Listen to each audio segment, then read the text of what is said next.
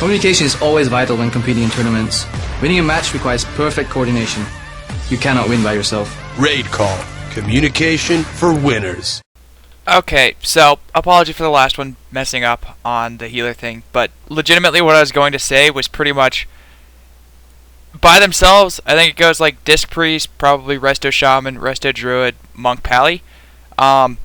Only reason I say that and why I think Shaman and Druid are generally speaking better is just because they can play with Shadow Priests. That was pretty much the extent of what I was going to say. You don't really see a Disc Priest and Shadow Priest together because a lot of the Shadow Priest utility is just instant cast shields, which they're going to share Weakened Soul with, so you really only get 2 life swaps. You don't actually get all that much like support utility from having a Disc Priest and a Shadow Priest on the same team, which is why Shamans and Druids are so strong. But because I messed up, maybe I'll go into it a little bit more. Alright, Disc Priests take like no damage. They just have like a 30% flat damage reduction once they get hit like twice. And it kind of pwned. Holy shit, I did meta trap. I'm the best. Anyway, my warrior's dying. Actually, since this is a warrior monk team, I'll talk about Pallies really quick. Pallies right now, I consider bottom tier just because TSG and like Kitty Cleave are not all that strong of comps. Everything else is just sort of like CC chains. That's just generally what they do. Long CC chains are the doom of Pallies because they just go from one thing to the other. And sure, they can save teammates for a certain amount of time, but, you know, against lots of wizards and stuff like that, Sack and Bop and stuff like that just gets purged, so it may not actually work out. When Pallies are good, they're definitely really strong, and I don't think it's anything wrong with the class. It's just the current other classes, in terms of DPS, Pallies aren't so good against. So it's sort of tricky. Like, if you face a Cleavy comp, Pallies are pretty good, but oh god, please don't bubble my karma. Yes. Anyway, Druids and Shamans. Generally speaking, I consider Druids 1,000 times better than Shamans, but it comes down to playstyle. Like, here's a perfect example. Right here. If I was with a Shaman healer instead of a Disc Priest, or, you know, any other healer really, the Shaman could just full health me almost instantly. That's just sort of what Shamans do. When someone gets low, they full health them. And with, like, the way monks play, I'll generally have, like, rolled out of combat and be behind a pillar and go from 10% health to full. Whereas if I, say, had, like, a Resto Druid or a Disc Priest on my team, I'd get a shield, I'd get Prayer of Mending, I'd have 3 Life Blooms, I'd have a Rejuvie, and I wouldn't necessarily have to run behind a pillar where I instantly get all my health back. I could just sort of roll away as opposed to making it to safety, and the HOTS and non-direct healing would just make up for it. So it's really like a playstyle thing, you just have to be aware of it. But that's why. And then, in terms of Druid versus Shaman, I honestly think Druids are better.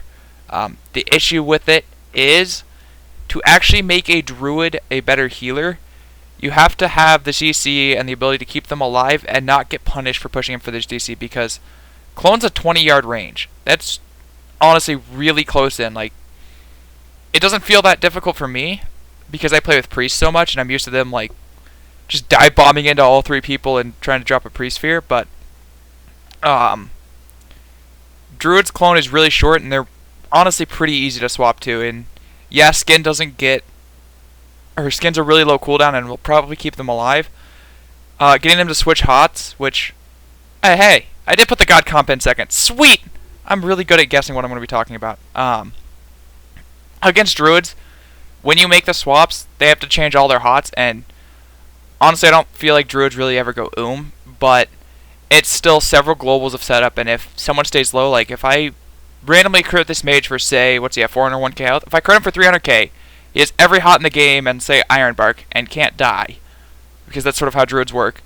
And I run over and force the Druid Spark Skin and get all the hots on him, and the Priest is, say, at 150k health. You can then swap back to the Priest, and the Druid's got to do 4 more globals, whereas a Shaman could just do 1 heal, and both of them would be topped completely. So that's kind of the difference. And then you have the obvious difference of, like, Hex versus Clone DRs, like Feral Priest Shaman, or Feral Shadow Priest Shaman will always work better with a Shaman, just because you get the poly DR. And I don't want to say RPS will, or RPD will always work better with the Druid, just because I don't know if rogues necessarily have enough peels. Like, yeah, they have enough peels, but it costs them a lot of their burst opportunity to be able to do so. So there's tricky things to each healer. Generally speaking, shamans are really fun to play with, just because they can top you so quickly, and they do always seem to save people from death. But there is a trade-off for that. Just yeah, that's why druids suck. It's just that sheer damage output and forcing the hots on different people. I did face a better druid. That guy wasn't the best. It is possible to keep up with that, but it is rather challenging.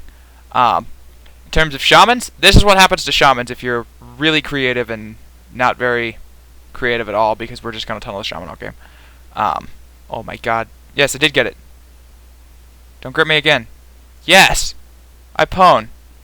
Oh my god, the Swifty. Holy shit, that Dragon's Roar almost killed the monk. Wow.